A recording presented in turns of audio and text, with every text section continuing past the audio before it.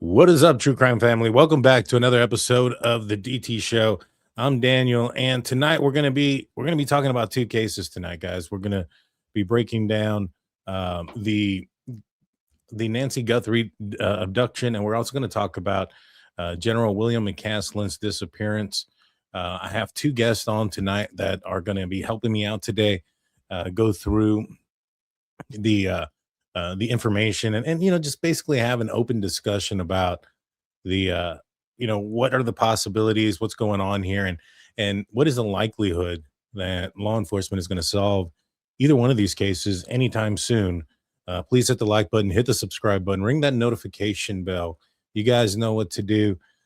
Without further ado, let's bring in our guests. We're going to start off with my buddy Flojo from Flojo TV. How are you doing, my man? How's it going? Dan, I'm doing good. Thank you for having me back. I appreciate it. How you doing? Doing good, not too bad. It's another day, and so closer to the weekend, so I'm excited about that. Oh, Let yeah. everybody know a little bit about your channel. Flojo TV, true crime channel. We talk about right now. We're covering two cases right now: Nancy Guthrie case and Celeste Rivas Hernandez case. And we've covered the William McCastlin case a few times. So yeah, you guys, if you guys want to check out my channel, it's Flojo TV. Stop on by. Appreciate that. And then our next guest is going to be Steve from True Crime Web, former CSI investigator. Steve, how's it going? Doing fine, sir. It's an honor to be here, and thank you for having me. Yes, sir. It's always a pleasure to have you on. Your expertise is second to none, and so I enjoy having you on and get to have these discussions with you. And so tonight I kind of wanted to start off with an image that I seen, and Steve, I'm glad you're here, and we're going to get right into it, guys. This is an image that was shared to me that kind of supposedly depictates where it is that the blood drops were. Now, looking at this, Steve, and looking at the direction, and if this is accurate about how the drops are dropping, given the distance between the drops and stuff like that, do you think this person is walking? Do you think they could be carried? What are your thoughts there? Well, if they were carried by, you would think it'd be more of a. Now it depends on the type of carry that you have. If you have them in some type of fireman carry, wherever their injury is on their body, if it's not to the center of the carry point, it'd be towards central. But in this type of trail, it appears that, first guess, you think that someone being escorted out. In my law enforcement career, whenever I escorted someone, being right-handed, firearm and all my equipment, being on my right-handed side, I escorted people to my left. Which I don't know if this individual had any type of training, but there's several different ways that it could be. It could be someone walking, and if the blood flow is true, and it's that either we have someone moving slow, but if they're moving with any rapid pace, that's a pretty severe blood flow. And I know these are photoshopped in, but if that blood droplets are that heavy and that much of a pattern, it's a substantial injury, or someone moving slow. And unless you analyze it personally, you really couldn't tell. We looked at the blood up here, and we thought that at one point she was pretty close to the ground and may have coughed or sneezed. Would law enforcement be able to tell if she was picked up and carried based on the blood spatter? Well, for the blood spatter that was there, that on the recreation of what I was able to do with my synthetic blood, and try to replicate that pattern, we're looking at something that's relatively probably 16 to 24 inches above ground, and it'd be someone that's facing downward, almost 90 degrees to it, because we have these smaller blood droplets almost in a shotgun pattern that seem to be symmetrical all the way around the center pattern, which means that it's not projected in one direction or another. It's almost as if someone's leaning forward. And the only position that you could do on your own to get in that position comfortably, 16 inches, is almost if you're on your knees with your buttocks resting on your ankles, sitting back like a lot of us have, working on the floor or whatever. You just go down to your knees, set back onto your heels, and lean forward. And I'm able to replicate getting in a position that my mouth would be approximately 17 inches above the floor to recreate this. But then if you had someone that was holding her or carrying her, and there's two people carrying them face down, and that, that's kind of congested area. So I really don't think that's what's happening there that close to the door. That, there's really not, you're only looking at 12 inches, if she's facing left to right. And if you kneel down, the distance from the door frame is supportive of someone on their knees and resting with their head tilted forward, face down, to create that type of pattern. It's not as if there's a lot of distance, because if you had someone holding her up or carrying her face down at this position, there's not enough room for them to stand between the door to get the center of her mass, throat, head. You're only talking about 16 inches there. So those are 1 foot tiles. Yeah. Anything you notice, FloJo? I think you're muted, buddy. Quick question. The photo that you previously shown with the red dots, those were blood splatter drops? That was supposedly a trail. Now, it's not necessarily accurate in size or anything like that, but these are where the drops were found. Yeah. And so this is... I think it's Photoshop recreation. Right. No, it definitely is. And it's just a representation of where exactly the drops were. But my anything you notice out of it, FloJo, that you want to ask Steve about? I'm just looking at the direction that it's traveling. So, I mean, if she's being carried out, she's probably facing towards the left of the door, I'm assuming, right? I mean, from my assumption, and she's being carried. Steve, you said 16 to 24 inches off of the ground? I don't believe she's being carried. I think she was on the ground, resting on her knees, sitting back on her ankles. And at this point, for the walkway, though, you think she was hoisted? Now, going down the walkway, that could be that, yes, they have her in some type of either, as you carry someone's in your arms, or a fireman carry, and the head would be to the left side if she's being carried face down. And blood droplets, as far as sizing, they don't change a lot. Once you get over a certain distance, they all, depending, but they're basically about the size of a nickel to a little bit smaller than a quarter, regardless of the height, over a couple, 3 feet. Now, if she was on the ground at this point, and if they picked her up off the ground to carry her, don't you think we would see like a flinging of blood spatter from that motion of getting her from the ground to a fireman's carry, or to even a, any type of position? Wouldn't that maneuver fling, blood? If it's done violently, but if it's just a normal course, because blood will, a passive flow of blood from an injury or otherwise, there's surface tension that will run down your face. All of us have suffered injuries of where we've cut ourselves and either held our hand up. I've got gloves on. We're doing the test tonight while we're doing the show. I'm going to see how sweaty my palms can get tonight. But but as you raise your hands and things above, all of us have seen how the blood will flow down from a hand injury all the way to your elbow. It'll collect there, and once the surface tension gets to break away, it will. And if these blood droplets that's represented on that blood trail are semi-accurate, we have to have someone that is in some position that there is a collection point. I mean, if she is totally straight upright and she has a head injury and she just blood is coming down and collecting on her clothing, her neck, chest, and all her clothing, you're not going to have a continuous blood trail. You have to have an injury that is for a blood trail to exist, that it runs to a location where it can drop, such as a fingertip, or in this case, if she's being carried, is it her chin, facial, and there's her head just over there, and that blood is falling from that position.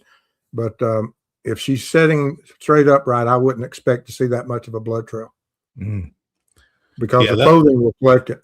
It takes a lot of blood to create a blood trail going continuously from a head injury all the way down the across the chest, waist, down the leg, and then to the ground. So, Steve, if I can ask really quick though, what are your thoughts on where the blood may have came from? Do you think it may have been from like an oral injury from the nose, or is it possible that it could have come from like an arterial injury where, arterial injury may have caused that splatter? Well, I don't see arterial spurting. As with the blood pressure, with the heart pumping, that if we have an injury that's suffered and we have an arterial spurting, you'll typically see almost like a graph. It pops every heartbeat when the pressure goes up and down, and it projects a long distance. And we just don't see that here, that continuous where you would have that.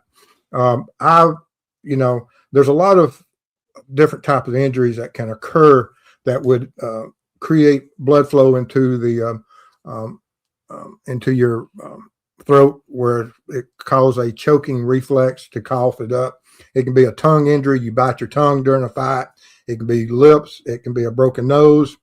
And there can even be certain types of cuts that can occur to the throat that can cause bleeding, or even lung. But the lungs wouldn't create this continuous blood droplets. We have to have an injury that allows not only passage into the throat to create the choking effect, but then to create these multiple dime to a quarter size blood droplets. And we have to have that blood flow able to travel down to a collection point, surface tension breaks away, and it drops to the floor. I can show you here. Let me make you. All of these are blood drops that I made. These here, you can see, are somewhere around the size of a nickel. Wait, hold on. These are individual blood droplets that I created to demonstrate. Now, this is a pooling effect, that if you had an injury and someone was either immobile or they were in a position that they allow the blood to pool and droplets fall into there, and then you have this smaller droplets, satellites coming off from a pooling effect of a blood droplet falling on a previous blood drop and creating a pool and a splashing effect. And with the single droplets, you'll have some little satellites that come off of it, but nothing as dramatic as what you'll have when you have blood droplets falling into a pool. Got you. Do you have any follow-ups for that, FloJo? No follow.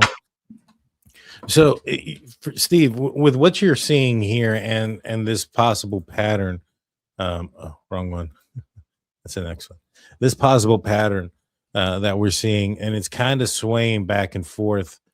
I don't know. Would you think this is somebody walking? I really don't. I think that if the only way for it to occur, if she's walking and she has to be tilted extremely forward for it to be dripping off of a chin or something. Whereas if she's carried and her head is either back or she's face down carried, whatever, then of course it can collect and fall in that pattern.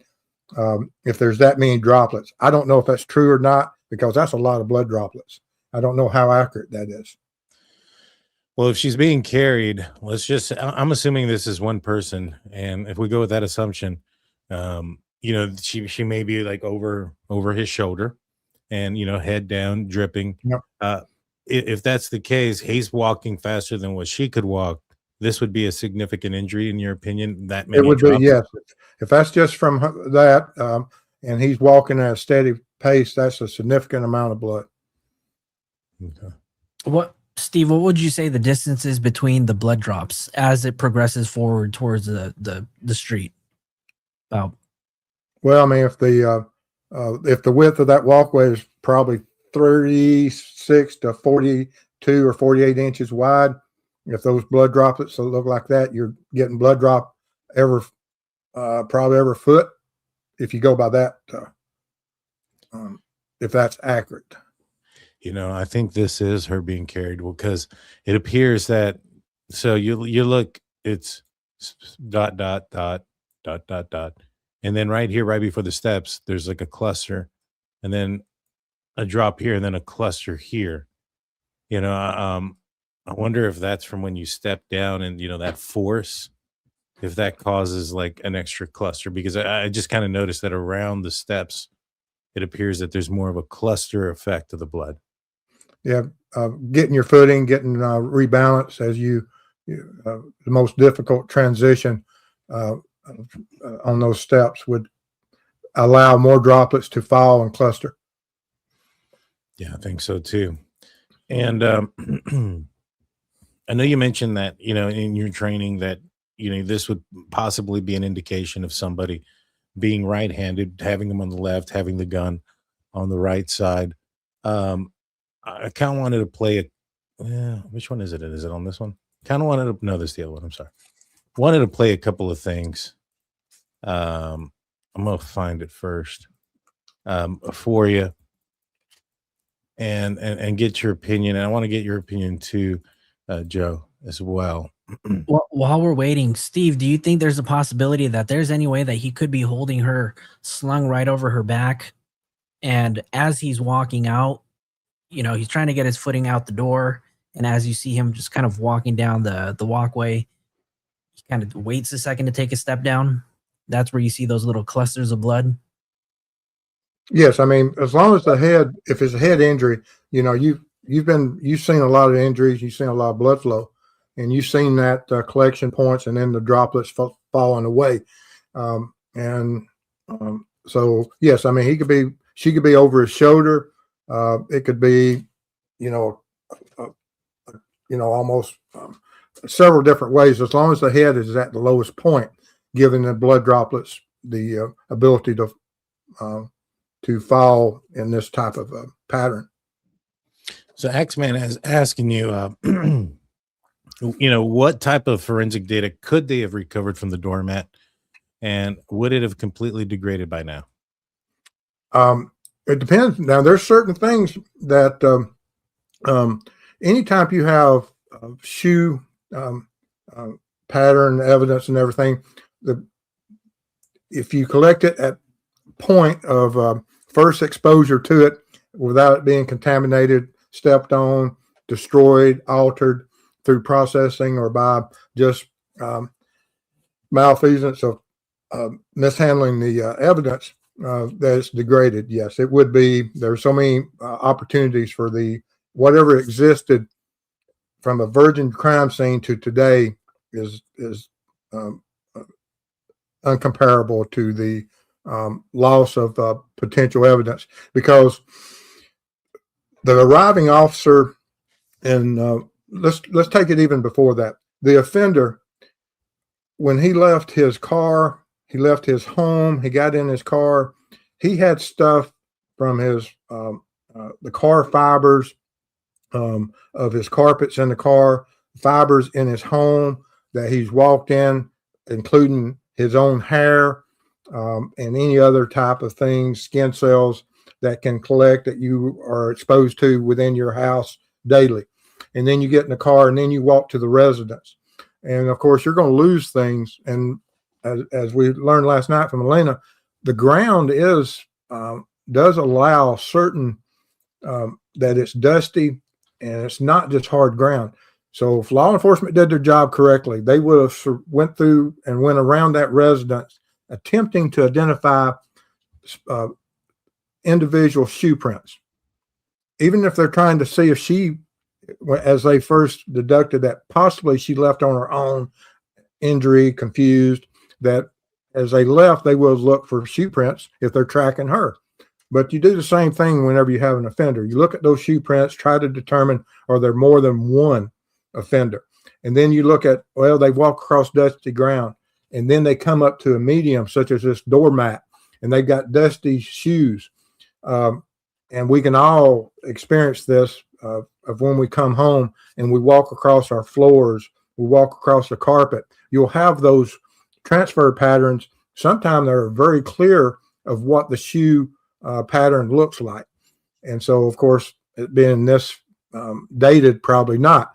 But we still have the potential that if the offender stepped in blood, that they could have stepped on this doormat and made a transfer. And that can, the doormat can have everything from the offender's personal environment, his vehicle environment, to shoe print patterns, to everything that as CSI that we dream for. Mary brings up an excellent point. She says that there's a good possibility that Nancy was on blood thinners given her heart condition. Could that have resulted also in the heavy blood flow? Yes. And it's, blood thinners. And that's another point, which I'm sure Joe can attest to even better about that. If she had a substantial injury, such as a broken nose or anything, that would have probably led to her actually choking even more so. And then what would allow, and which is a good question for Joe here, if she does suffer a substantial injury, like to the nasal, orbital plates, everything's breaking up there. On blood thinners, what could an offender, without taking her to the hospital, what type of measure could he take to control that wouldn't allow her to succumb to that type of injury? When it comes to blood thinners, there's really not much you can do to stop an injury when it's flowing, right? A lot of the times, if it's a superficial injury, right, and we have to remember when somebody sustains an injury while they're on blood thinners, there's a high risk for bleeding, right? And normally in cases like this, if it's a superficial injury, the only thing that we can do besides medication, right, is to apply pressure, right? And if this offender is not caring about applying pressure to anything, clearly we can see blood drops from the door all the way out to the street. Any small injury is going to put is going to put Nancy at risk of bleeding extremely a lot. So anything is possible. And thank you, Barbara Beesh, for your 1999 donation to the show, to FloJo. And so, her being on blood thinners, that maybe perhaps creating a more severe, issue there. That would all equal out to a good possibility of a lot of evidence in his vehicle. I'm assuming he would have had to have put her into her vehicle to get her out of the scene. If she's actively bleeding, and if she's bleeding that amount, we can assume that you should be able to find some sort of blood in the vehicle. What do you think, Steve? Absolutely. If you got it leaving from the residence, and we don't know how much is inside, we don't know when the injury first occurred. Is it something that she said once she went out that door, no, I'm not going to destination 2. This is where we stop. Is that where the fight occurred? Don't know. Did it occur further in the house? Of course, law enforcement will have that information. They'll have the start of the blood trail, whereas we don't. But yes, it would continue on because, as Joe says, applying pressure in this, we have an offender that most certainly going in and taking someone from the safety and of their own home and causing the injury, and doesn't care for her well-being. He's on a mission, whatever the motive is, but he's on that mission, and that blood trail is going to continue in his vehicle. And if she's not able to control it or apply her pressure or as far as self-care, then of course it's going to free flow. And I would expect that the vehicle, when found, is going to have a substantial amount of blood in it, regardless of whatever attempts he made to clean it or attempts to clean it up, because blood isn't easy to clean up. Mm-mm. And this is a much different scenario than, like, for instance, the Brian Koberger case, where in the Brian Koberger case, there's a good possibility he changed before he entered his vehicle and there was nobody actively bleeding in the vehicle. In this scenario, it's much different, especially when you have somebody on blood thinners and things of that nature. And based on the blood flow, it's either they were, hung over the side of somebody's shoulder and were bleeding downward, or they were in a position where they were collecting blood to the point where that blood was now dripping in that amount. That must mean that there was quite a bit of blood collected wherever it was collected. And so moving that, her into a vehicle, that blood should, go through there. Now, I think personally, this guy's left-handed. I know we talked about it, but I kind of want to give you my points on it, Steve, and then get your thoughts on it. But these are, and I've noticed a few more things since I've said this. So as he approaches, he takes a step up with his left foot. And one of the things that, I was talking to my buddy Mikey, who is a boxer, and one of the things that he said that he had to know when he was boxing is that if the person was right-handed or left-handed, usually left-handed folks are left-bodied, they move with their left. If you're not prepared for it, you're going to get knocked out pretty easily. And so the guy steps with his left foot onto the onto the step. As he approaches the door, and I got to get this out of order. As he approaches the door, he approaches the left side of the door, and he positions his hand on his left hand on his gun, which I have some opinions about the gun position now, and the use of this type of holster, being that it's easier to remove, in an uncomfortable or an unusual position, or with your non-dominant hand. Well, anywho, so when he then approaches, he then uses his right hand to shield and his left hand to manipulate the doorbell camera. Excuse me, which I find weird. I mean, I try to do it, and it doesn't feel natural to try to manipulate or maneuver the doorbell camera that way. And so he then looks around, and one second. So when he looks down, he initially looks down straight to his left. And then when he's looking for something to grab, he grabs the plants again with his left hand off of the ground and yanks them from the ground, and to then place them on the door light. On the doorbell camera. A lot of maneuvers to the left, stepping with the left, moving to the left, manipulating the camera with the left, reaching down for items with the left. That pouch that or I call it a pouch because it's more of a pouch than it actually is a holster. It's just holding the gun there. I mean, I think it would fall out. If he was left-handed, I think it would be easier for law enforcement to kind of track down somebody who purchased a left-handed holster. I think it would stick out to people if they sold a left-handed holster, and so him putting it down the center of his body, if it was a right-handed holster, he's left-handed. I think it's easier to pull the weapon out of that holster if you're in an unusual position, such as twisting your hand down to yank it out. And I don't think it's very difficult to do that, to twist your hand and pull the gun out. Do you think now, I may be onto something there, Steve, or do you think I'm completely off base? No, you're not off base. Like I said, there is a lot of things that he does that he's protected, in law enforcement. What's the one thing we train to do? We protect our firearm. We don't take our hands off of our guns. We keep our dominant hand near our firearm as much as possible, especially when you get in high tense situations. And so I can see your point that, yes, there's a great possibility that,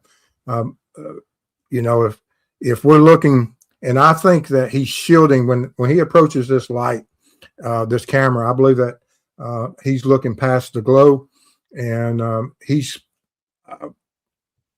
to support your point about this is that whenever, as a law enforcement officer, if I've and I've looked through a lot of windows in daytime and at night. And when I look through those windows and everything, you either try to create a shadow with your offhand, which would be your left hand, since I'm right-handed, or you cover a light and you look past that light at night with your offhand, and keep your dominant hand near your firearm. So is that what he's doing? Keeping the hand lower and closer to the gun? It's possible. I can't argue. What do you think, Flojo? After you said that, I could totally see him being a left-handed person. But I own a firearm, right? I'm not law enforcement, but if I was somebody who was carrying a gun, I just feel like having it in a position where it's non-dominant for me. If you bring it and you're displaying it like that, you're more than okay to use it, right? If you need to. So if he needed to draw his firearm in a fast moment, I just feel like grabbing it with his right hand, if he's left-handed, would be so uncomfortable and not to his benefit. But I mean, with the things that you pointed out, I can see everything that you said, and he does look like he could be left-handed. So that part is puzzling. Yeah. Well, I mean, he may have stowed everything. He may not have bought anything. That's true too. Stow the gun and stow the holster, and that's just all he has. I mean, if he has a criminal history, he can't go out and buy one, and which is, like I said, it's very rare for a burglar who is specifically a burglar to carry a firearm. I've only seen one that I've ever arrested. Now, you have home invasions, which are different than the burglars. Mm-hmm. It depends on what the intent of the crime is, and as far as the targeted person. But a typical burglar is just going into a house they expect is empty. I've only had one burglar out of hundreds ever carried a firearm. Yeah, I've arrested several burglars as well, and not one had a firearm with them or restraints. But that's here nor there. And when it comes to the holster, when I looked at it, initially I thought, why would he use that holster? It's weird. But if he's trying to hide the fact that he's left-handed, let's just say he doesn't want, the camera or the people that are watching this to know that. If he's hiding that fact and he were to get a holster that fit that weapon, and even if it was a right-handed holster, that, is one of those, I can't remember if it was like, which way they went, level 1, 3, which one was higher. It's been a while. But the holster that I had on duty, you had to twist it inward and then pull it up. If you're trying to do that with your non-dominant hand, that's going to be difficult. And if you're trying to do that from an unusual position like this, like if you're trying to hide the gun in the middle, or not hide it, but have the gun in the middle so that you could still pull it with your dominant hand and not give away that you're left-handed, that's still, I think, going to be very difficult. So I think maybe perhaps he strategically used this pouch-like holster so that he could remove the weapon from an unusual position. And I think that goes to the planning aspect of this, which now we've talked about this blood, and I want to get your opinion on this, Steve, as well. Apparently, I think it was Ashley Banfield that said this, that the house was cleaned, like it was immaculate in certain places. He was there for a long time. I wonder if in his bag, if he had some, like, I don't know, disinfectant spray or something to have gone back to clean up certain things. But why not clean up the blood outside if he did? Well, that's probably the second question. The first question is, can somebody take like a Lysol disinfectant spray and eliminate, like if they just spray in the area that they work, will that eliminate touch DNA and stuff? Clorox is not DNA's friend. I know that. And we, time and time again, we've seen such as different offenders over time. But usually when you have cleanup, it's due to that some type of offender has absolute control of the crime scene for an extended period of time. Whereas we don't know if this offender, did he absolutely have the camera does go off between the time that the camera goes off and the pacemaker disconnects is 42 minutes. Do you have that timeline down? Yeah, I think I do. Yeah, so he was in the house for a minute. I mean, he could have been there for all the way up until 10 minutes before law enforcement showed up. We don't know. I'm curious about this timeline, and I want to ask you gentlemen what your thoughts are, because there's something about this 1:47 a.m. where the doorbell camera disconnects and the 2:12 that to me just kind of feels off, right? So when it says the 1:47 a.m. doorbell camera disconnects, what is your interpretation of the doorbell disconnecting? Well, for me, that just means that that's the moment that he probably removes it from the its hand its holder, and then takes the battery out, or damages it or destroys it so that it's no longer projecting. So what that means is that everything that we saw of him walking up and stuff, we have no idea what time that was. Correct. That could have been 1:30, that could have been 1 o'clock. He could have been outside walking around that property for 40 minutes before removing that camera and disconnecting it. We don't know that, the amount of time that he was outside for. But it tells me he was been out there in a while now. And Steve, I'm just curious. I want a status update. 36 minutes into it, how sweaty are your hands?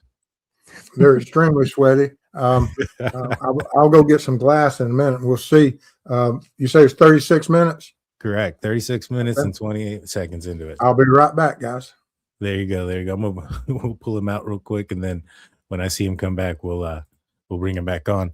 And so, he was there at minimum 40 something minutes on the property. This is why I think he had to have cleaned up, because if he's wearing gloves, I'm assuming Steve's hands are, like you mentioned, are extremely sweaty at this point.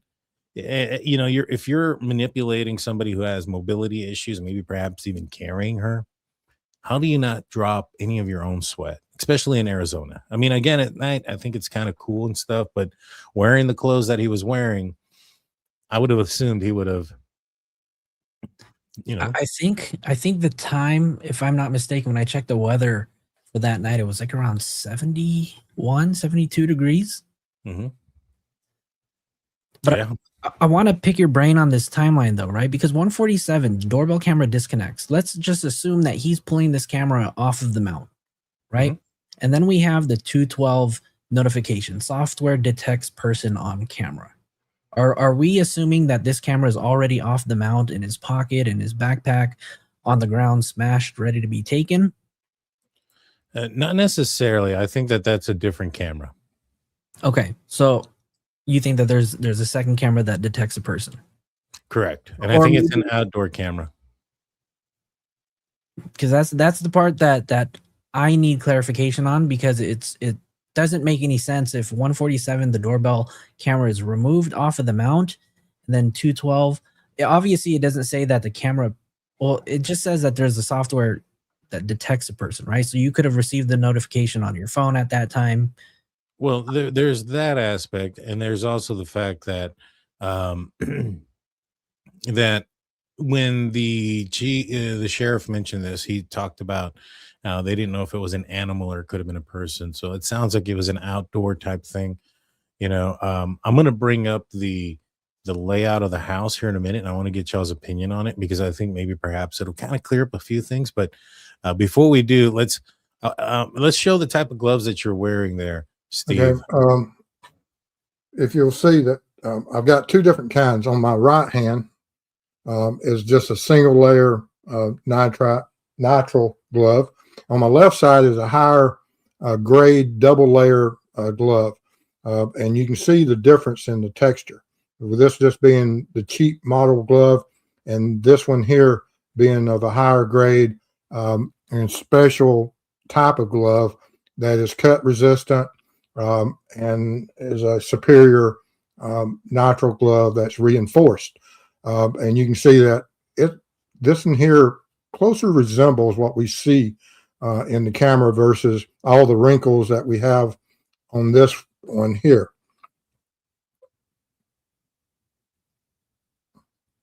See the difference between the two of how much the folds are. Both of them are the same size.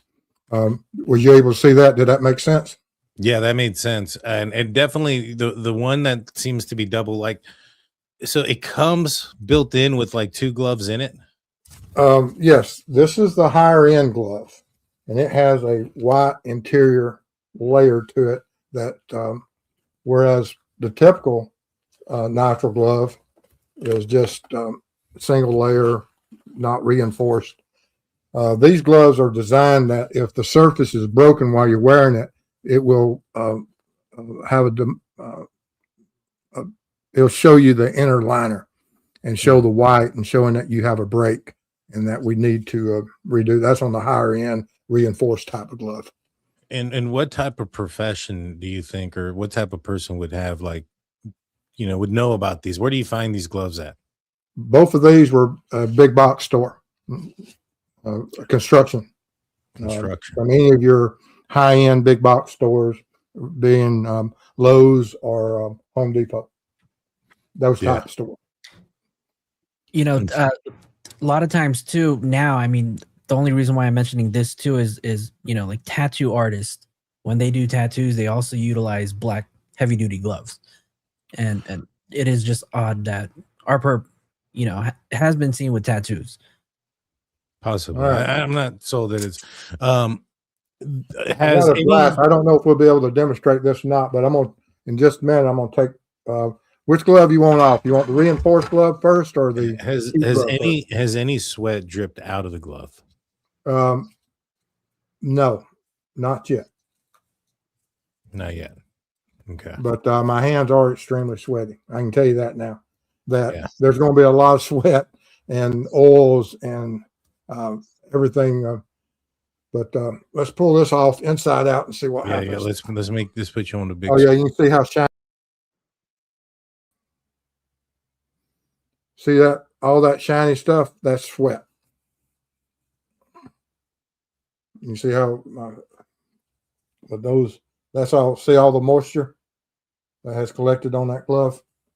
I don't know if it'll show up on the glass or not. Nah, it won't do that. But you can see how much sweat has collected on the glove itself. I was hoping I'd be able to see the glass, but yeah, there's a lot of moisture there on that glove.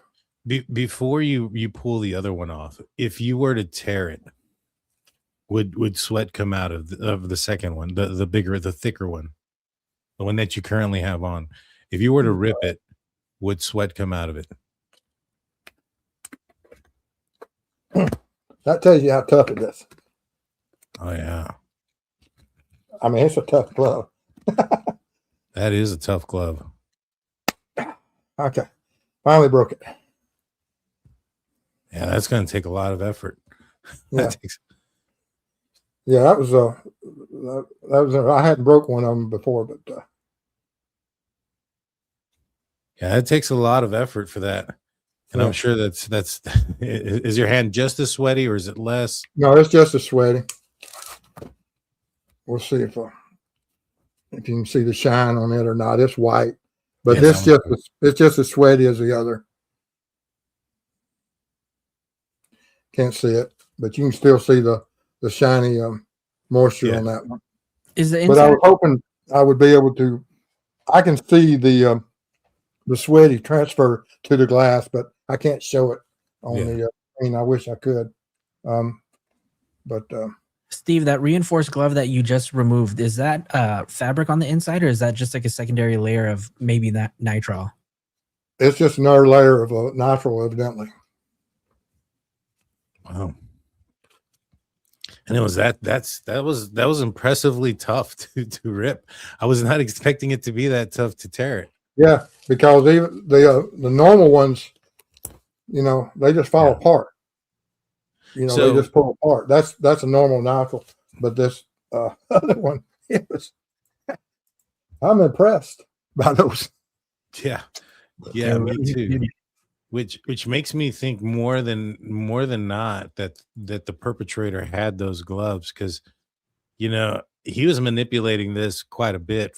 I would have assumed he would have torn just the regular nitrate gloves, and so for and then that would have caused the whole set of issues as far as DNA and stuff like that goes. But yeah, that's there's been testing, and when you dispose of these gloves, not only do you have DNA in it, but there's been times that there's been processing of where they were able to fingerprint the inside of a glove and get a identifiable fingerprint from. Yeah, you see that, and still has a lot of shiny moisture. yeah, I can. That was impressive though from that other glove. I wasn't expecting. Yeah, I didn't think I was going to break it. Yeah. Okay. Yeah, when I touch that glove, you can feel the moisture on it. I mean, it's like picking up a wet dish cloth. Mm-hmm. So let's look at a couple of images real quick. I wanted to bring up.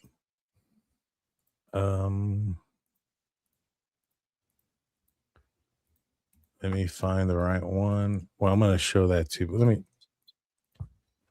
so I was looking at the layout of the house, and there's this particular one I'm looking for.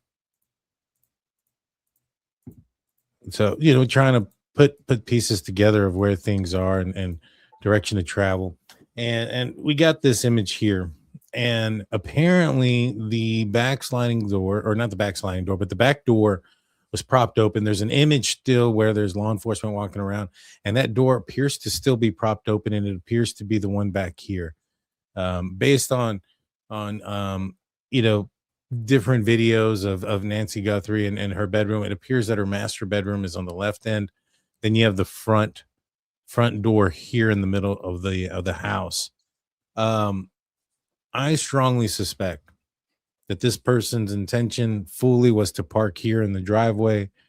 Out here in the back on the side. I was talking to somebody that was out there. We had Alina Smith on last night, and she says that there's not a lot of cover, in front of Nancy Guthrie's house. Like if you're from the street, you can see the front of her house pretty good. Yeah, there's some, bushes and stuff like that, but it doesn't really obstruct the view. Now, back here where the garage door is, it's a different story. And so my thoughts were that this person initially wanted to park back here, perhaps entered the house here and kept the doors open. And this was his initial plan to exit. But as you can see, to get from Nancy's bedroom, she would have had to gone through the entire house, and then not even just when she get outside, gone through the patio, and then either had her go over the bushes or go through towards the middle of the yard and around and outside. It's just a much longer path. And I think something happened. I think maybe perhaps it was too difficult to maneuver her, or maybe due to the injury. But I think that his initial plan wasn't to remove her out of the front door. I think that was not part of the plan. I think he wanted to remove her out of the back door. What are your thoughts, Steve? Kind of looking at the layout, where the vehicle could have been parked, etc. Well, he approached that front door for a reason. I don't, approaching the door and then taking her out the front door.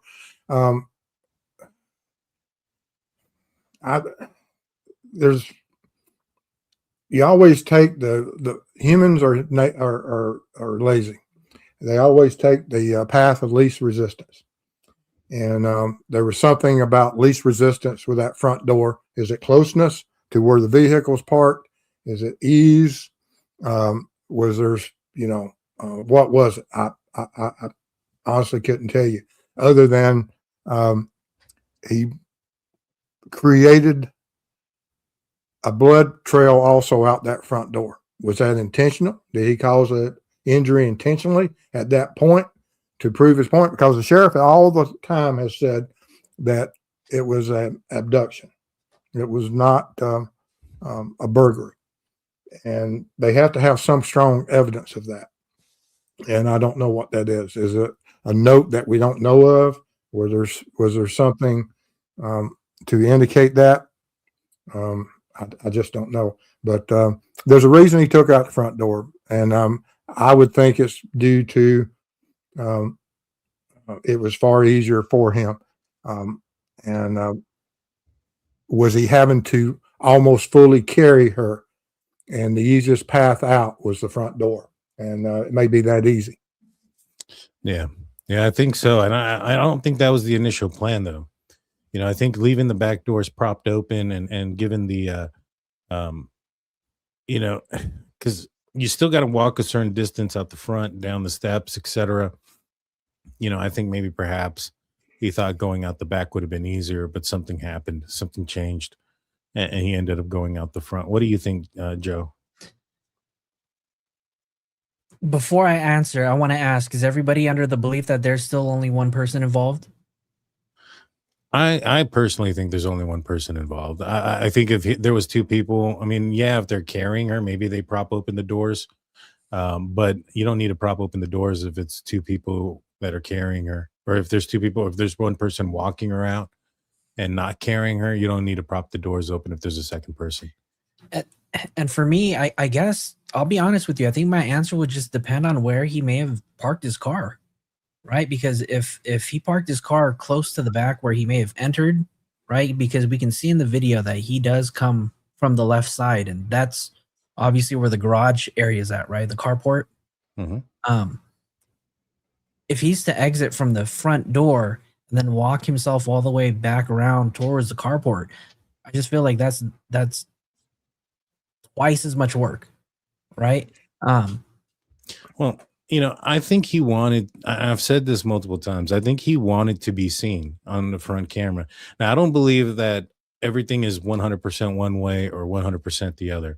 I do believe that there's a world where two things can be right at the same time. And I think that, this guy could have wanted to send out a message. Apparently, according to, I think it was Brian Enton, that the sheriff, which I have no idea, but apparently the initial law enforcement officers that arrived thought that she wandered off and they were going based off of that premises for a couple of days, which I don't understand. You get there, doorbell cameras missing, you have a floodlight that's damaged, blood going out the front, and back doors propped open. That doesn't scream somebody taken against their will. I don't know what does, but I can tell you what would make me go out the front door if I was planning on taking her out the back door and had to change. What's that? Dog barking. Could be. That's if true. the neighbors' dogs are active barking out back, and you're fearful that a homeowner is standing there shouting at the dog to shut up, or possibly looking out the back window, being alerted, that would change your plans. Yeah. And to me, like I said, I think he wanted to be seen.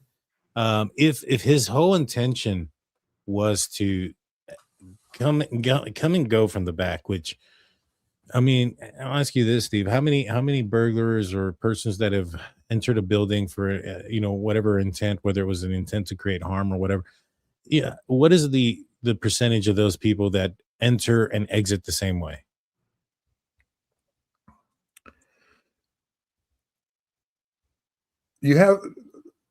I've watched a lot of criminals in stakeouts. They approach the residence from a certain area and they'll leave that same path.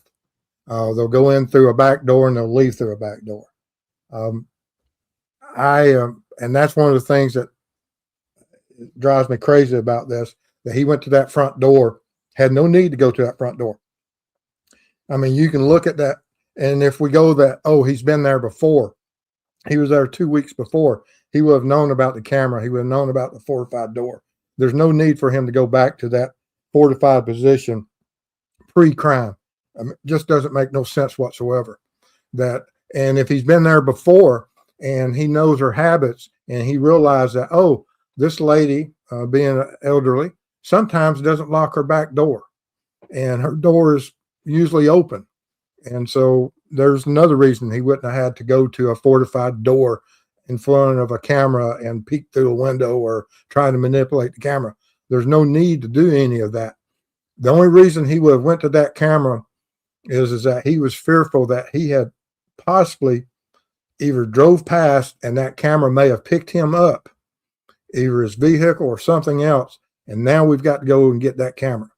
And his thought process of, if I take the camera, there's no cloud, which I don't know if that's his process or not. But there had to be something that drove him to that front door. Is he leaving the message or he's trying to cover his track? There's only two possibilities. Well, if we go under that premises, then if we were to think that this was the same night, then this is obviously after he's made his approach because he doesn't have the gun, he doesn't have the backpack. Maybe perhaps he's jumped the fence and left it on the other side. He left that area with the camera still there after he made his initial approach. Um, again, so to me, I think he had no reason to show up there. I think I go back to this fantasy type driven crime and thinking that he wanted to be seen, he wanted to strike fear. You go to the ransom notes, apparently, according to TMZ and to Savannah Guthrie, uh, and possibly the FBI, they believe that the first two were real. And in those was the threat to take her life, Nancy's life. So it wasn't, time is of the essence because she's going to lose her life because, we don't have medication, we don't have this. No, they said they were going to take her life. Um, Now he waited 3 days and he didn't send that letter in, right? He didn't send it to, or he didn't call the Guthries. He didn't reach out to the Guthrie family. He reached out to the media, which would make it a spectacle. I think he was hoping that the media would maybe display the letter, the email or whatever, just kind of like how it happened with BTK and stuff like that, which goes back to this person being, this fantasy driven. At the time, 3 days into it, we hadn't had these images. We hadn't known that there was somebody that was walking up. Perhaps, he's looking into this and law enforcement. Ashley Banfield is coming out saying that they're suspecting, maybe family and this, that, and the third. Maybe perhaps he's trying to set the record straight a little bit, kind of take credit for what he did, saying, no, this wasn't something that happened or she didn't wander off. Somebody took her. And the reason why maybe perhaps he doesn't reach out after the second ransom note is maybe because they're not displaying those notes. He's not getting the publicity that he's wanting. Now, I know somebody might say, well, Daniel, maybe perhaps it's because they asked for proof of life. I mean, Savannah Guthrie is paying a lot of money right now not to bring her back alive. If this was a financial motive situation, they could still garnish money from her with a promise, maybe not actually deliver, but a promise to give information to lead to where she's at with personal information about what may have happened at the crime scene to prove that they are the person that committed it and still garnish the money and maybe not deliver on it, but still, get some money. What are your thoughts, Steve?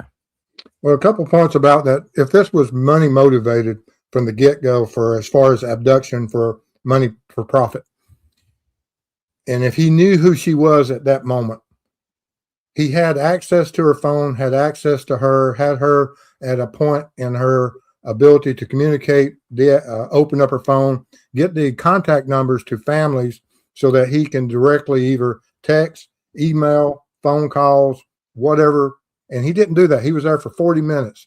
And so he was a bad abductor for not understanding that I have to leave all her devices at home, but while I'm there, I need to get this data so that in the future, if I demand a some type of ransom, I'll have that contact information. That wasn't done.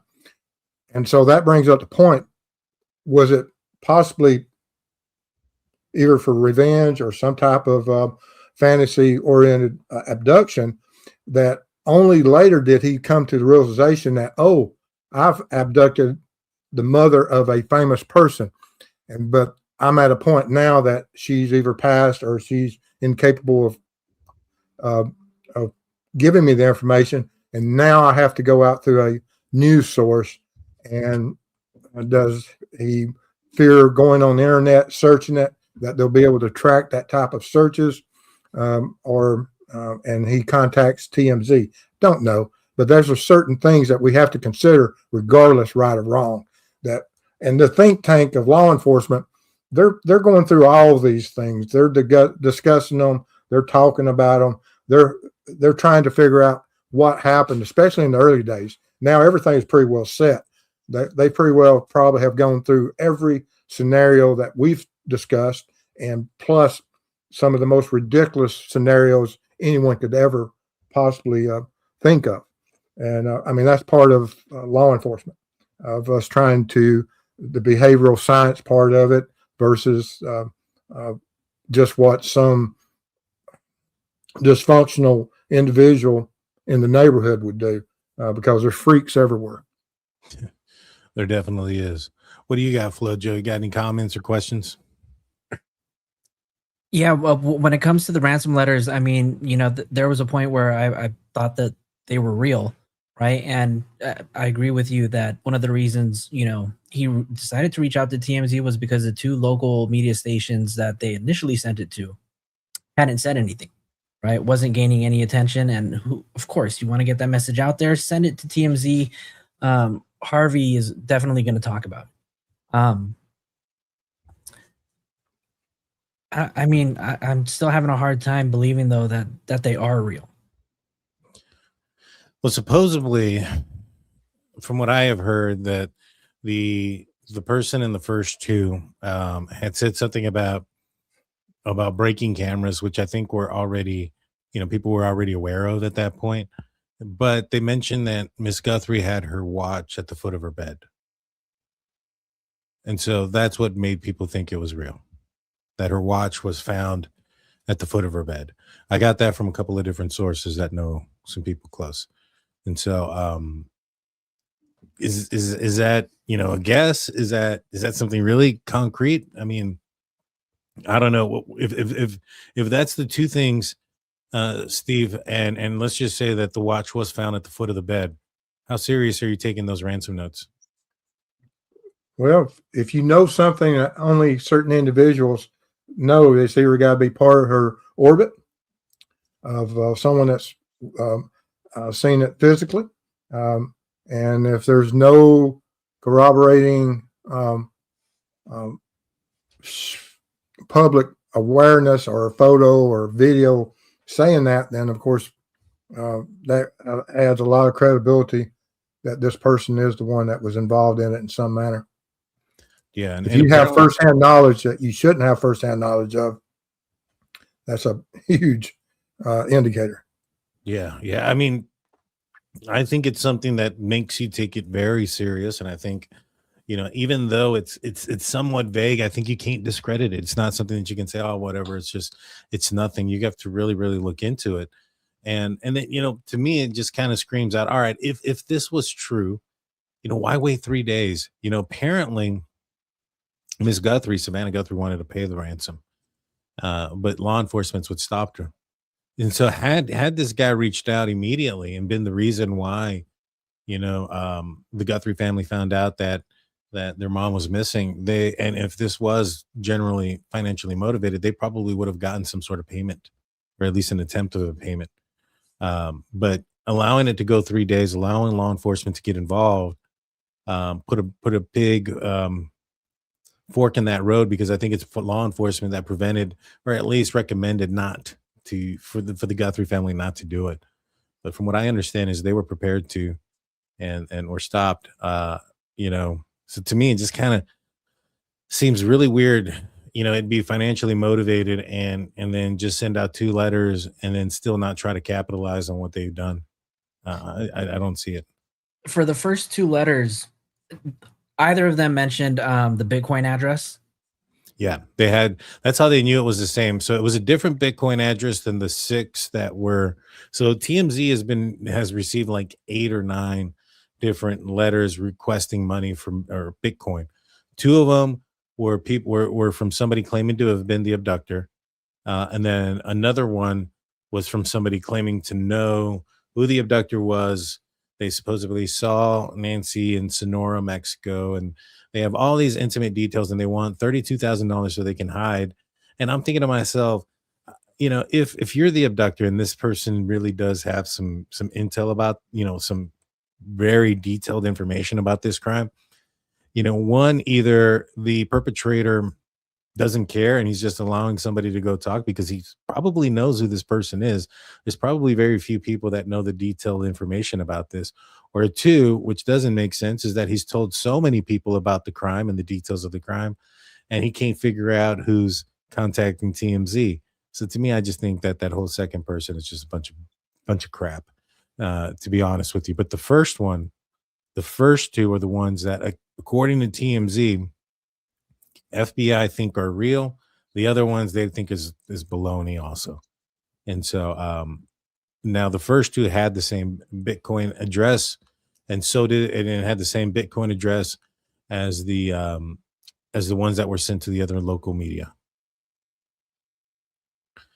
Rachel comes in with $9.99. I want to say thank you, Rachel. Appreciate you so much for your super sticker. And yeah, don't say missed. Don't say cops missed. I'm not sure what that means, but yeah. I don't know. I mean, the whole 3 days, like I said, if this, Rex Humerman, he liked to torment the family members of his victims. If this is financially motivated, he got out a message that was pretty terrifying. One, he put out a visual message to Savannah of what he looked like in the mask. I mean, she even talked about that it must be horrifying of what her mother would have woken up to and seen, this masked person in her room. And then you also have a ransom note saying, I'm willing to take her life. If that's not tormentation, I don't know. I mean, what do you think there, Steve, about, all this? If this is real and this person's willing, just send out those two things and then disappear like that. When you're talking about this type of offender, and the sheriff has made it clear, the community still needs to be aware that there's still a threat to the community. Mm-hmm. So there's something driving them down that line also. And we can see it in all the past offenders, such as BTK contacting the news media. He used the news media, which eventually led to his being captured. But also Zodiac, we have, whereas with the Long Island with Rex, that he would personally contact them with those burner phones and to have interactions. So they have something that drives certain offenders. It's all about driving whatever their need is that satisfies that, because they're going for a constant new high. I think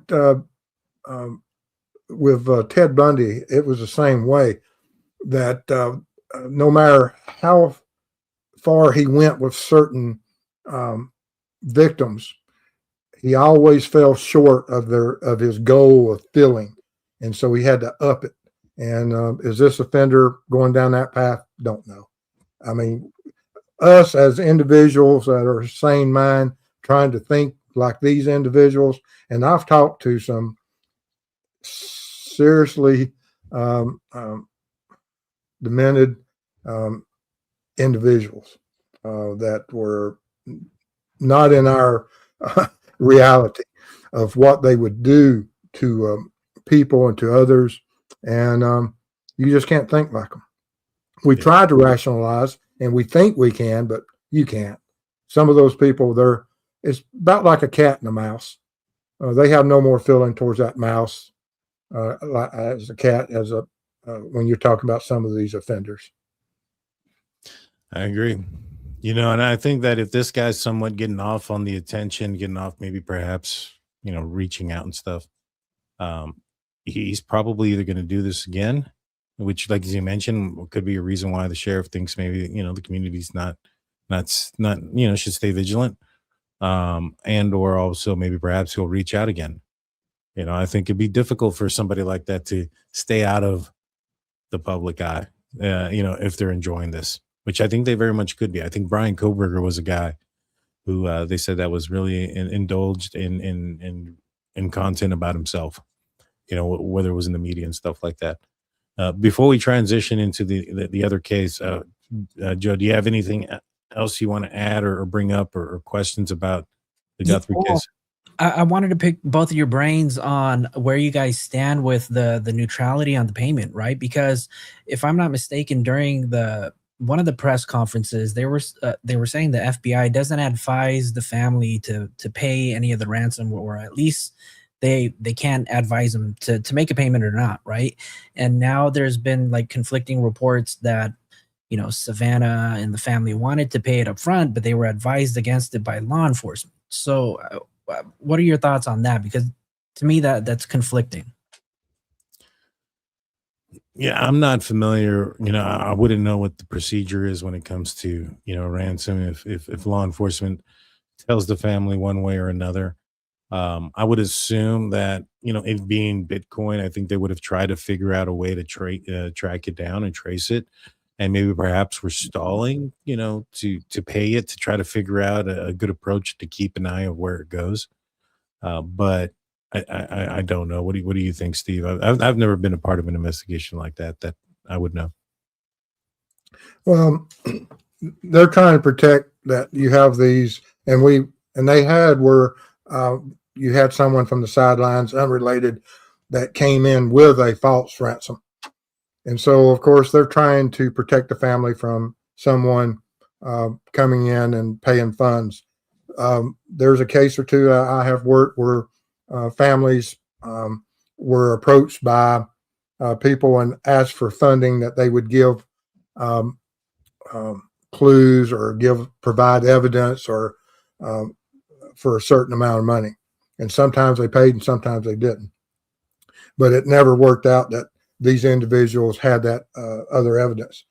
And so I'm sure that the Guthries or family members or even the FBI, that if they had some proof that, okay, you say this, but we need proof of life or we need proof of truth that this occurred, or that I mean, if you know where she's at, it's pretty easy to get proof of that where she's at. By either getting some item personally of hers or knowing something about her that you can provide to the family. And that's what I'm sure that the FBI is hold up until we get proof of something, of this individual knowing. Just saying and is two different things. True story. Any thoughts on why they released the scene early and why they didn't get the rug on the porch for analysis? My assumption is, I mean, if I think it was Banfield, maybe it was Ensign, but if their source was true that they were working off the premise that she wandered off, which I find a ridiculous thing, given the information that they had in front of them. If they were working off of that, I can understand why they, I guess, didn't. If they had a strong belief she wandered off. But I think it was a complete mistake not just pick up the rug, but I mean the door, the entire frame around the door, maybe even the tiles, as Steve has mentioned. I think there was a lot of faults here. But what do you guys think? What do you think, Steve, about the initial investigation in this case? They messed up. No excuses. Mm-hmm. You don't leave anything on that front porch. You don't leave these flowers that were handled. That, of course, everything that lives has DNA. Even plant life has DNA. But he handled that with gloves that put a flashlight in his mouth and took a flashlight out of his mouth probably numerous times. And so could there be the possibility that we have groundbreaking first time that DNA has been recovered from a mixture of plant DNA and human DNA? I mean, that'd be groundbreaking. It'd be fantastic. But it's possible.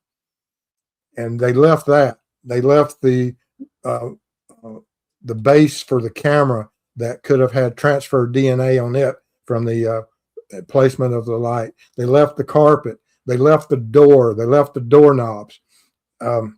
There's just a list of things that they left that they should have never left, including the tiles and the mat. I mean, it's just, I can't say I'm not without the words, because I have the words, but I don't want to be that harsh, but they truly messed up. Yeah, I think so too. What do you think, Joe? I think you're muted, buddy. There you go. I have to agree with Steve. I think it's just you know, a total mistake, maybe a little bit of lack of experience too on the detectives that responded first. Um, I, I don't know. This whole case is just kind of upsetting. I feel like, you know, a lot of the people on this case have kind of let them down, and made so many mistakes. I mean, yeah, let's say they didn't realize for the first 6 hours.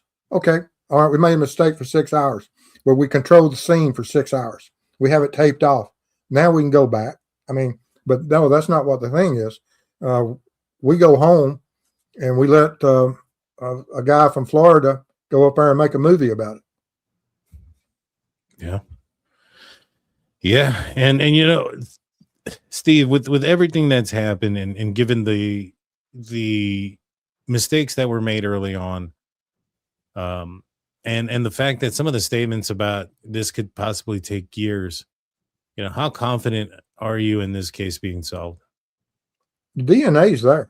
I mean, I'm sure this offender, he's watched those videos and he's watched experts with FBI, other crime scene guys, maybe even you, and realize how many mistakes he made and what items he left behind.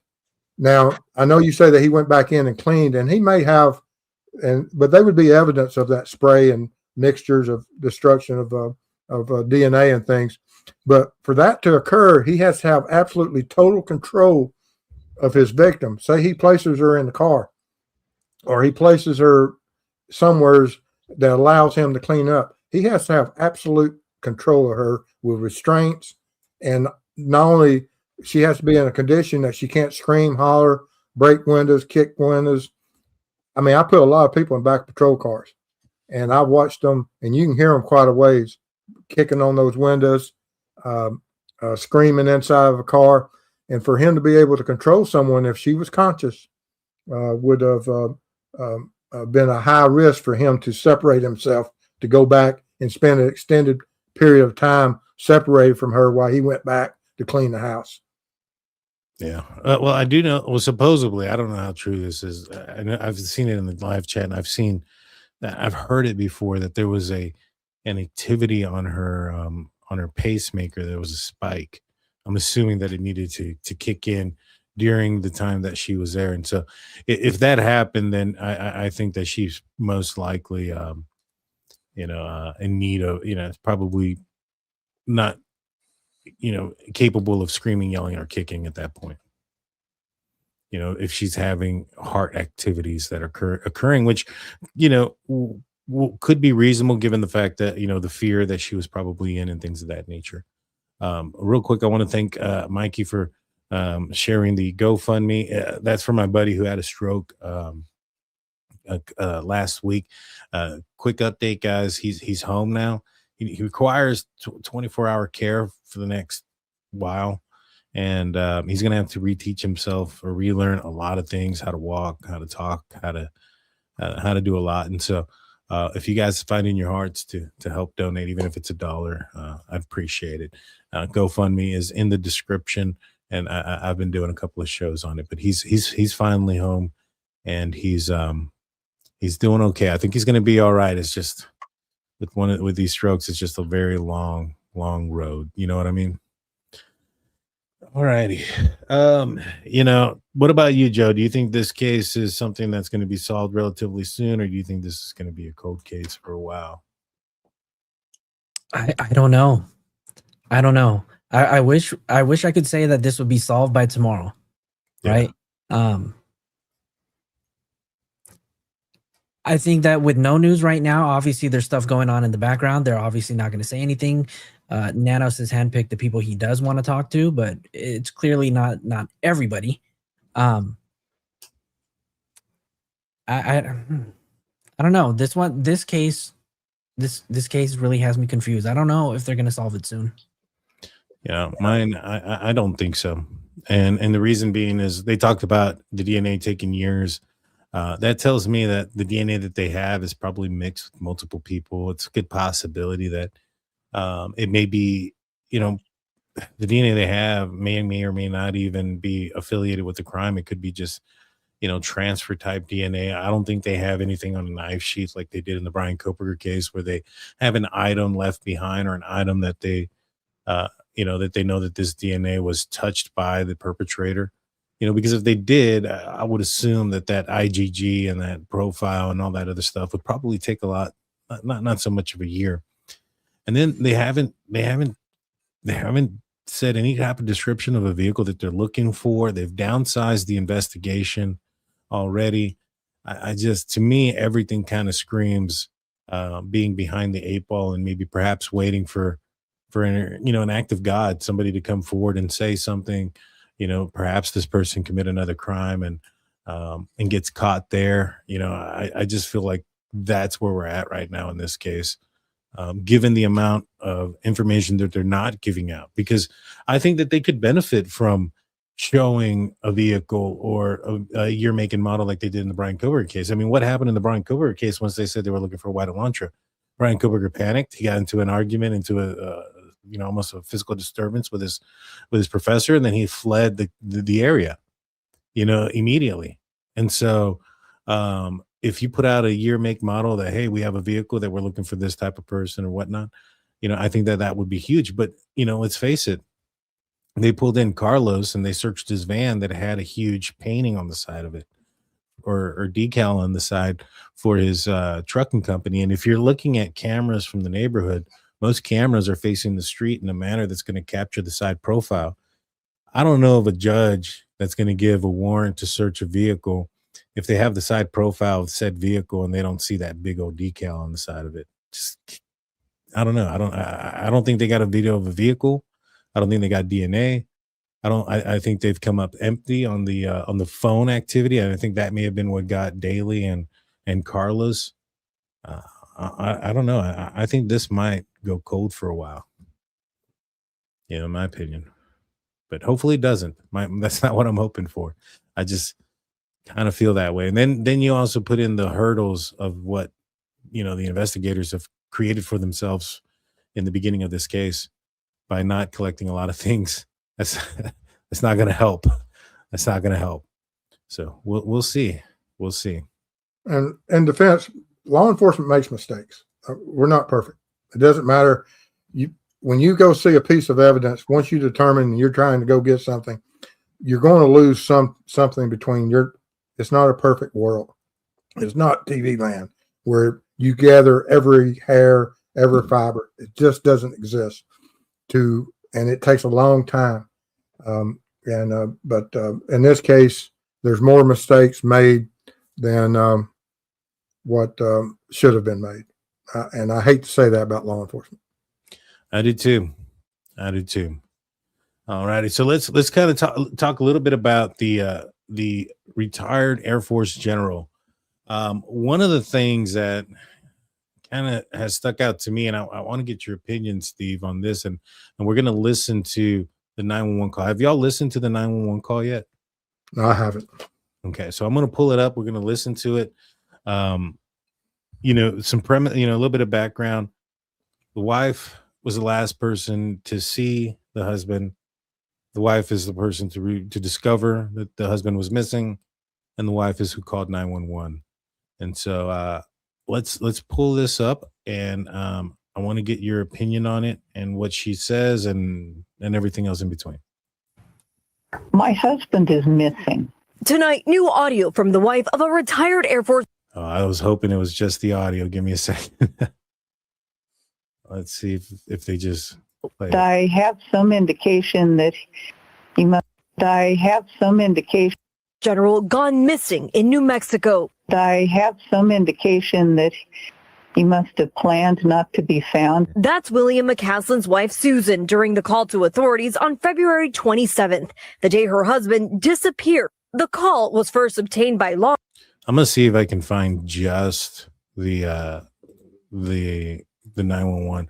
Pretty sure I can find it pretty quickly. But yeah, it starts off, my husband's missing. He's been missing for a few hours. Let me see if I can find it real quick. I had it on the I think it was on X where I had found it. Just the audio. That's all I want to. That's all I'm looking for. I can send you a video link that has a timestamp if you want it. Yeah. If it's just, is it solely the? It's not, but I can provide you the timestamp in private.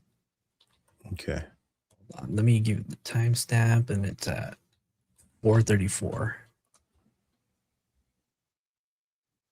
I found it. I got the full thing. All right, here it is.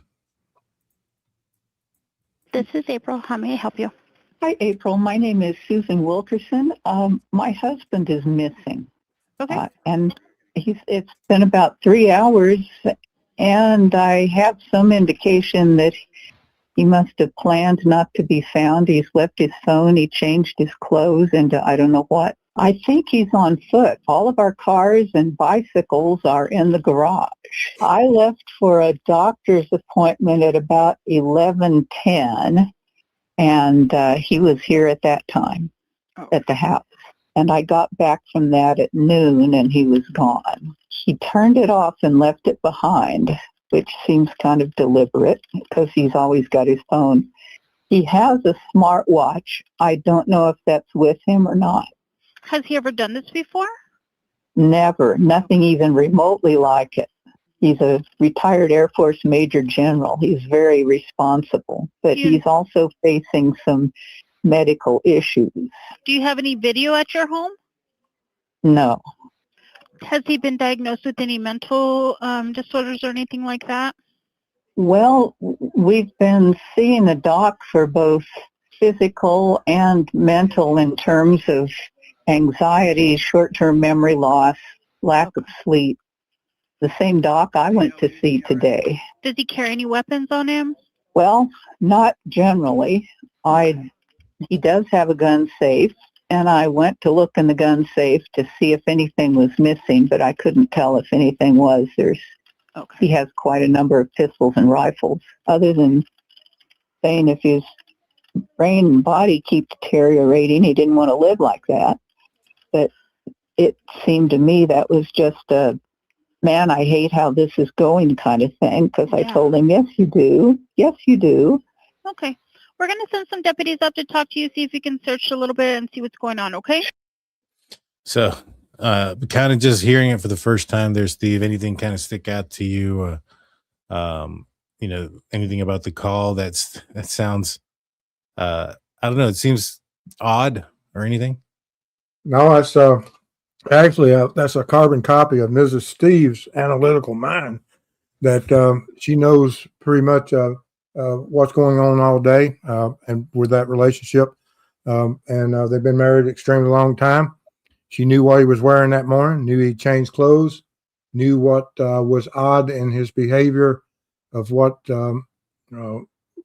was missing or left behind, and has fear that he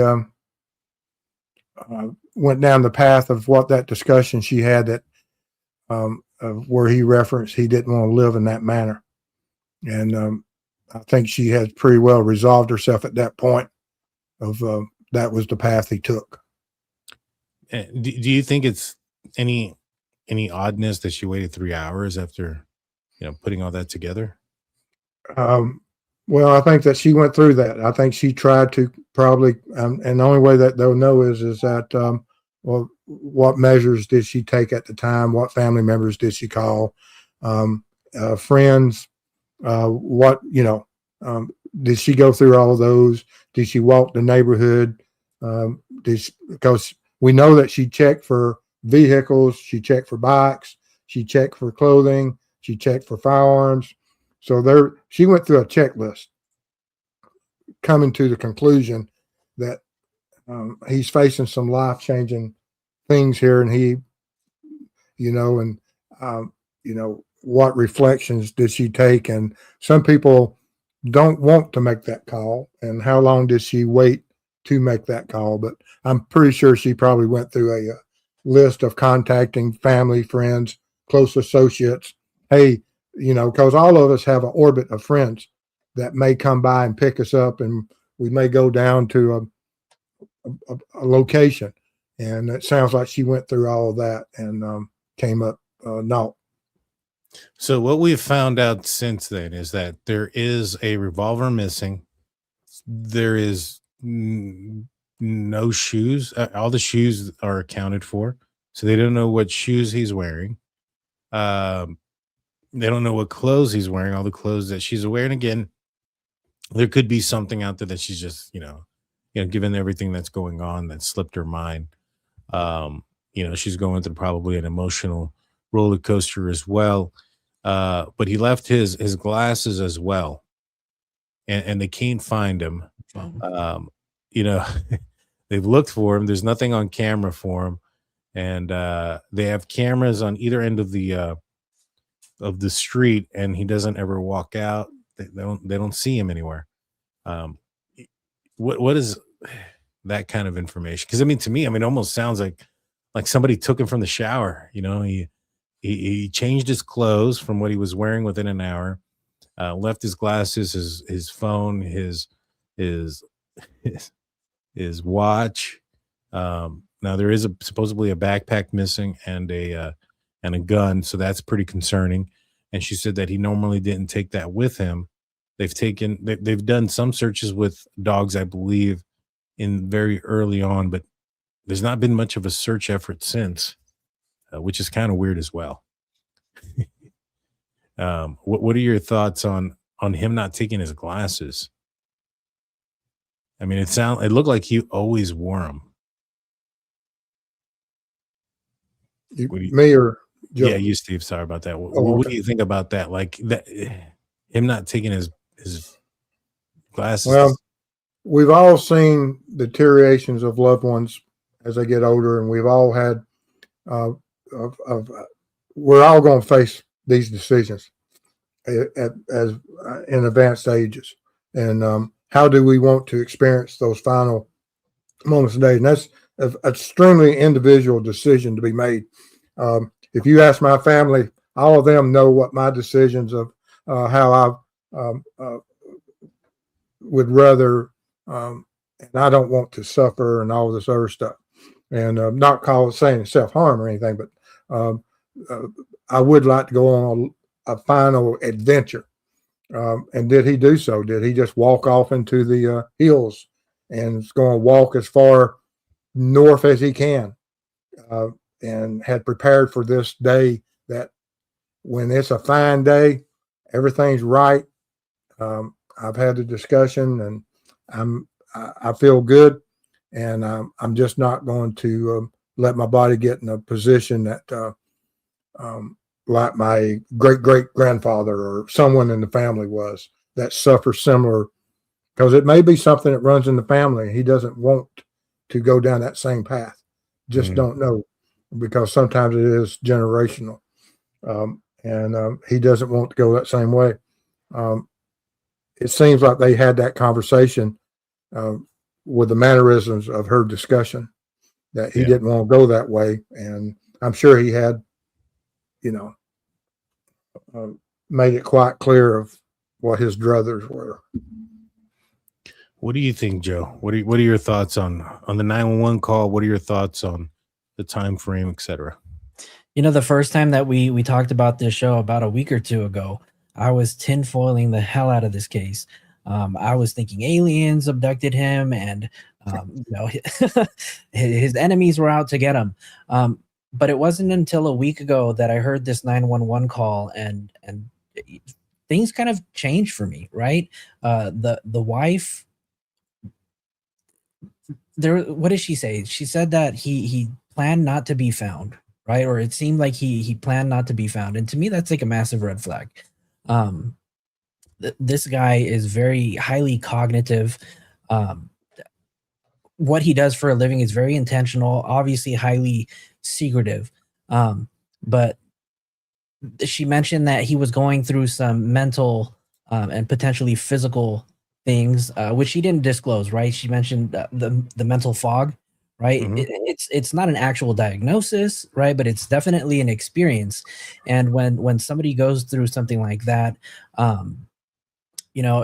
she said that it could be from the stress, maybe sleep issues, anxiety. I don't know. I mean, Steve, you mentioned it too, right? I mean, if you kind of know what direction you're kind of going in, then you'd want to kind of be the person to decide kind of how you go out. And I think there's a possibility that, with his level of achievements in life, he's been in a position, a very high top position, that maybe he just decided that he wanted to do things his way. I mean, we're talking about an individual that if you had 100 people in the room, he's in the top 10 as far as intelligence and training.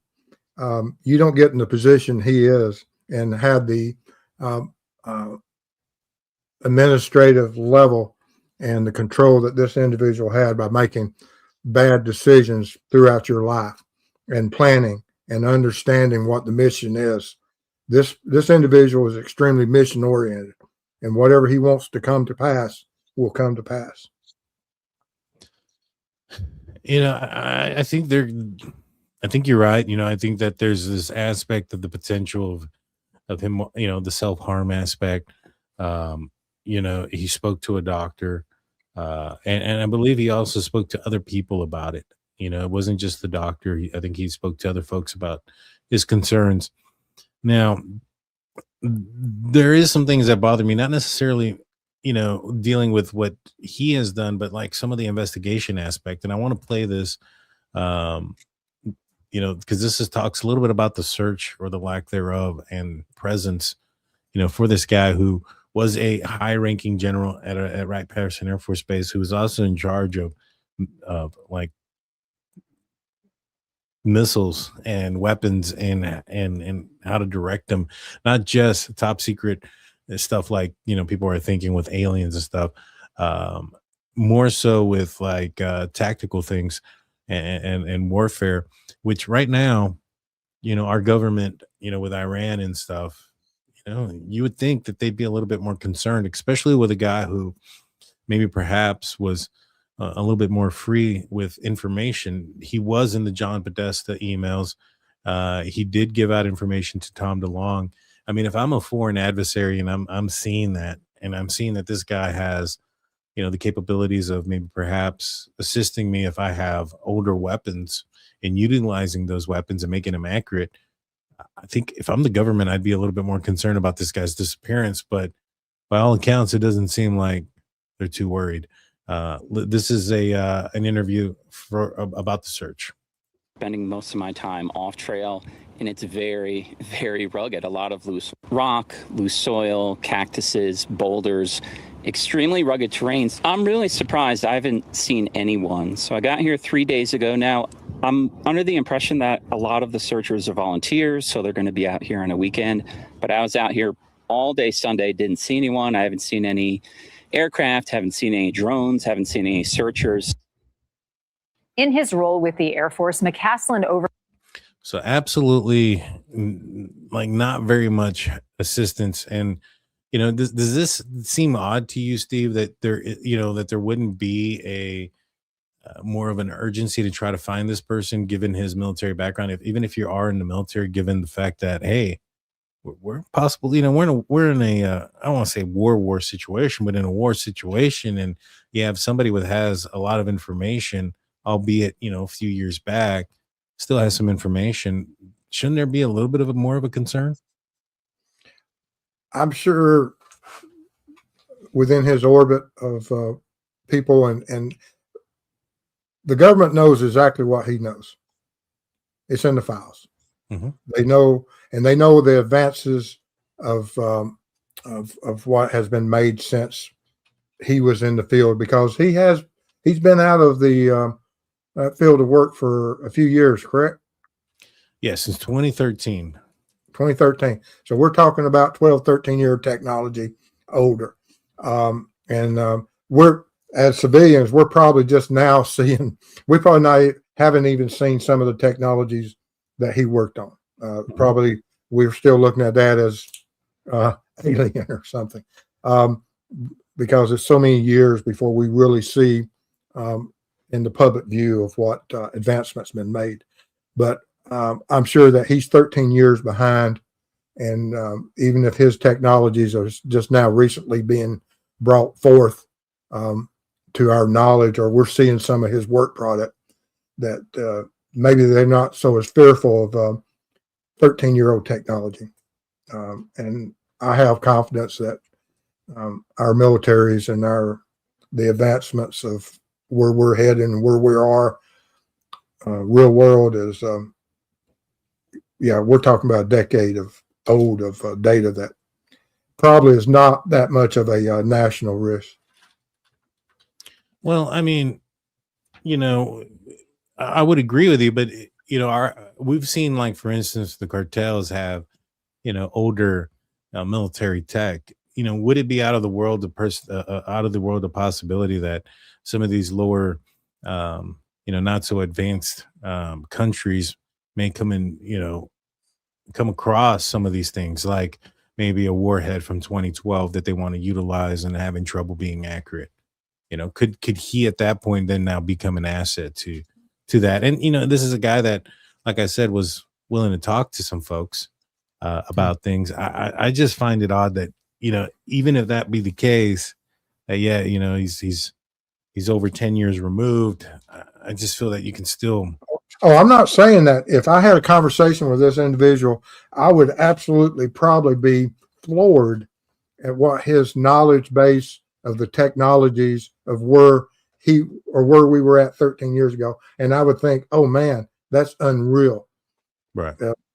Bringing that, I'm sure that, because I'm most certainly not the smartest man in the room.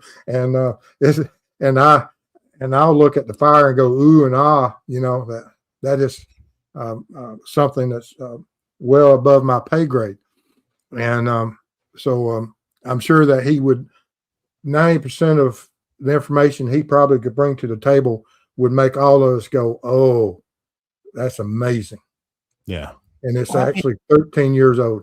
If you think about it, right? If he was abducted by a foreign adversary, let's just say Iran, right? If they wanted to come and abduct him, right? They're not gonna abduct him to help create any kind of nuclear warheads by tomorrow, right? Their whole goal would be to help cut that decade of research and development that they're behind, tenfold, and somebody like him could definitely be an asset to any of their programs, right? So, oh yeah, he would impress any of them. I'm sure you could take him to any country, and because most countries, they, the whole world doesn't spend what we spend on programs like his.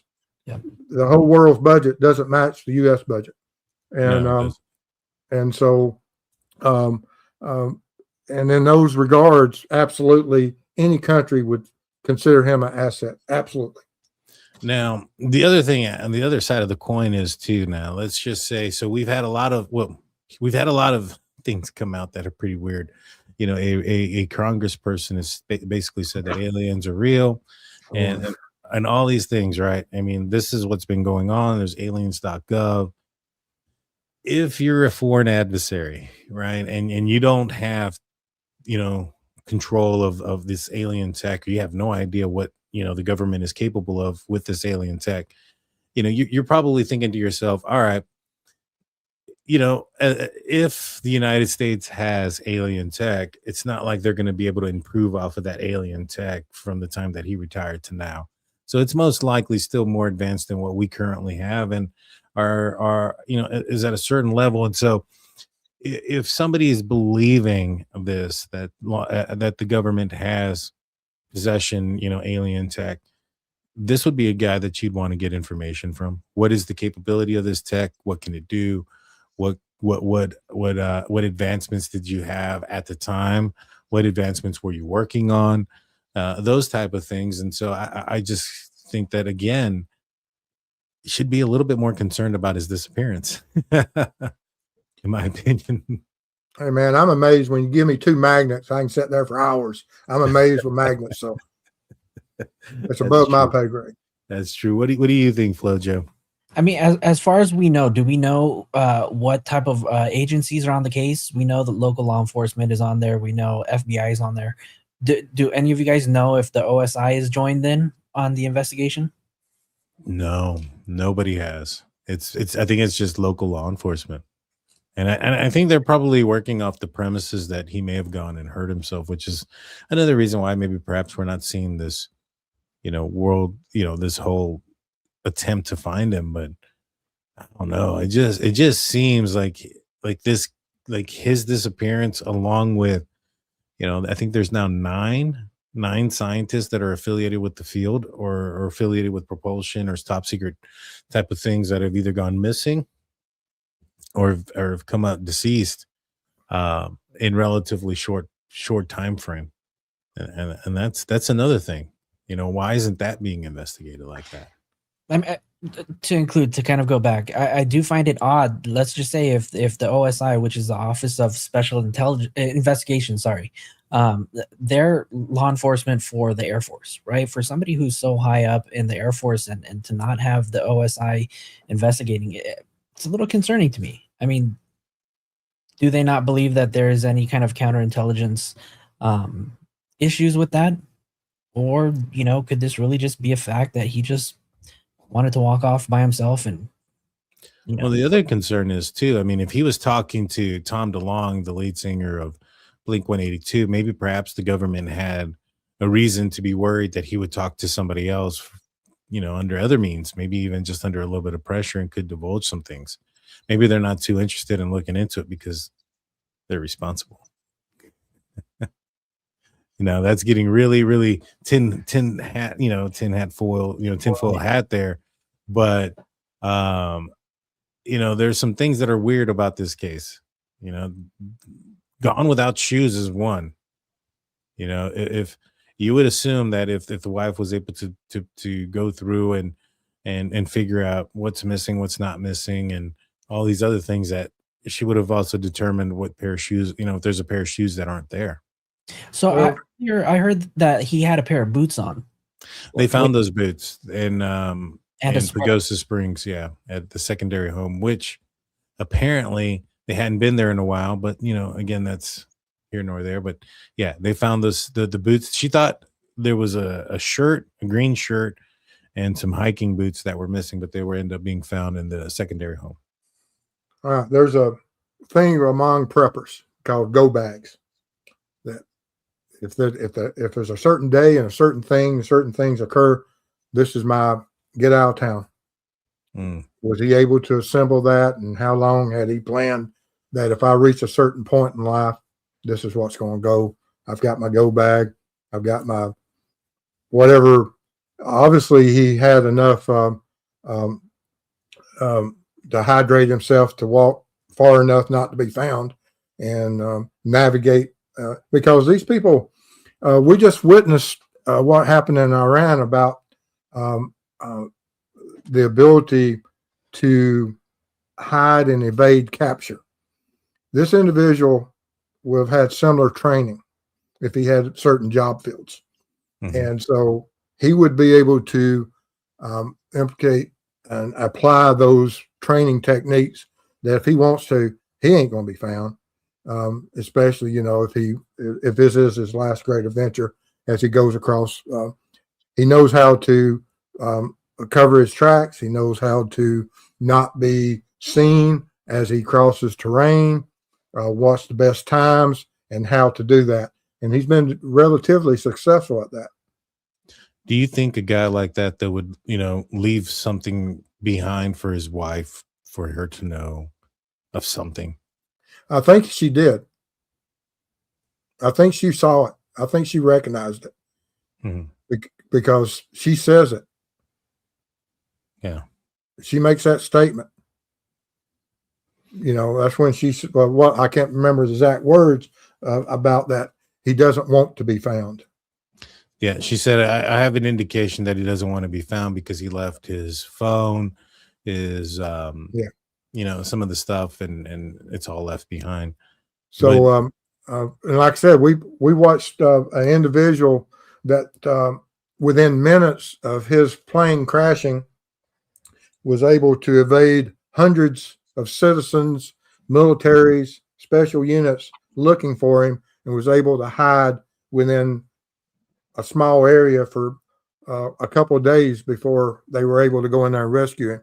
And we're talking about an individual that would absolutely known of some of those techniques, I would expect.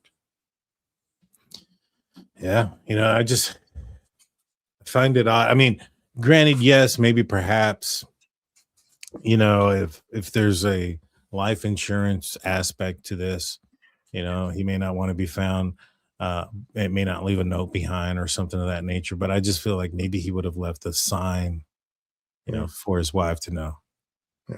And I don't know what his finances were, although I can't imagine anybody in that level being strapped for funding. That's true.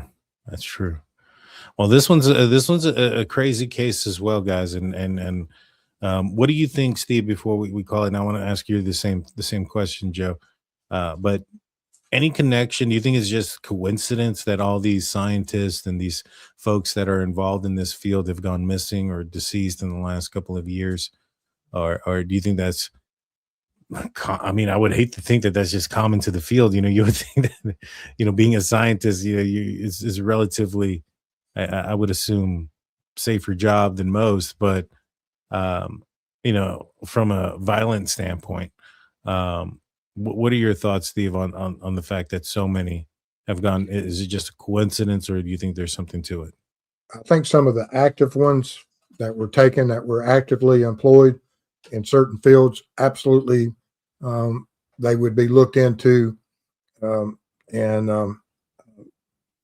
in depth for the fact that you have to, because I believe some of these were actively in their field and weren't retired. It was firsthand knowledge of current situations. And those people, if you have a high number of them missing, I would think those would probably be related. The ones that are critical and share common things that, yes, I would most certainly be pulling strings of and trying to get victimologies of where does their path cross with a possible common denominator of either some type of government sanctioned attack of, on our infrastructure of that, because what's the best way to get into our protective areas of intelligence? That's taking someone that's already has a direct line. And so, but the government will look into those and protect that, I would think, and of the ones that are active currently. And I think there's 3 or 4 of those, weren't they? Yeah, there was. And I think that the ones that are active, they might be even eerily similar. So there was one lady who went hiking with 2 friends. The 2 friends apparently went up forward, and then they turned around. They saw her. She waved and then disappeared. And then there was another lady who was working at Los Alamos, and her husband, and she claimed to forget her badge so that she could work from home that day, that she disappeared. She goes to her daughter's job that day to bring her food. Her daughter gives her a check and asks her to go deposit it into the bank account. She says she would. Her daughter gets home, finds the mom's phone with factory reset, all of her belongings behind. Only thing missing is a backpack as well, just like William McCastlin, and the check that she had given. Now, in this scenario, there's actually a camera footage of her walking in a certain direction. I don't know which direction it is, but they have a video of her walking with the backpack on by herself, but very eerily similar, where, this person leaves in a very short period of time, leaves their watch, phone, everything behind, and takes off with a backpack in a similar field that what Mr. McCastlin was in. And just kind of weird stuff that you have those 3 that are kind of similar situations. What do you think, Joe? Well, I mean, not to include, right, the first lady that you mentioned, Monica Riza, not only does she share a similar line of work, right, she's actually directly connected to General McCastlin, right? She was the one who helped patent the super alloy, the Mondaloy, and this literally happened in my backyard right here in the Los Angeles forest. So could this be? Look, they were both outdoors person, right? They went missing in very similar fashion. To me, I see the connection, but will we ever know the truth? I don't know. I mean, it doesn't mean that they were abducted. I mean, they may have had enough money that they just walked away voluntarily. That they say everyone has a price. You know, Yeah. Well, you put enough on the table, regardless of what other nationality you are, that they say that some people have a price. So is that the route they took? Who knows? it's possible. I mean, you know, you look at what Bob Lazar says. If you believe what Lazar says, he came forward because he was afraid that the government might do something to him. You know, there's Grush, who also had the same similar thing, and he's actually legit. You know, Bob Lazar, there's no proof whether or not one way or not he was hired by the government or not. But David Grush, there is. He definitely was, and he had some concerns, and I think that it was under a House committee investigation when it was said that they believe that people's lives have been taken to keep certain secrets secret. And so I don't know. I don't know. You know, some people going missing in a similar fashion in a similar field at a short period of time, and you have people that have come forward because they're afraid that they could be next. I don't know. It's weird. It's a weird thing. But guys, we're almost at 2 hours. Let Steve, we'll start off with you. Let everybody know where they can find you, and if you got anything coming up on your show. I know it's been some. Well, I'm not as much into the YouTube world creating content as I once was. I have my foundation. We work code cases across the country for families. We provide things to promote families to get the word out, so I'm doing more of the consulting part of what I want to do now versus the YouTube world. I enjoyed the YouTube world. I just now that I've moved to Florida, I don't have the same availability of being able to do some of the work I did before, and I hate that. And I do appreciate you allowing me to come on and interact with a lot of my friends. I see in chat and read their chat, and I appreciate that.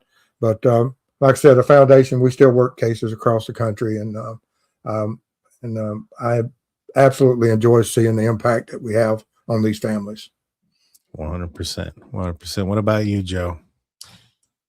I mean, you can find me here on YouTube, Flojo TV. Normally, I try to go on 3 times a week, talk about true crime breaking news. Other than that, I work as a full-time registered nurse in education, so that's basically my specialty. But yeah. Well, I appreciate both of you guys being on tonight. It was a fantastic conversation with both of you guys. I think we all learned a lot. And I think we got to go back and forth with the dialogue. You know, appreciate you guys being here. Appreciate everybody being here.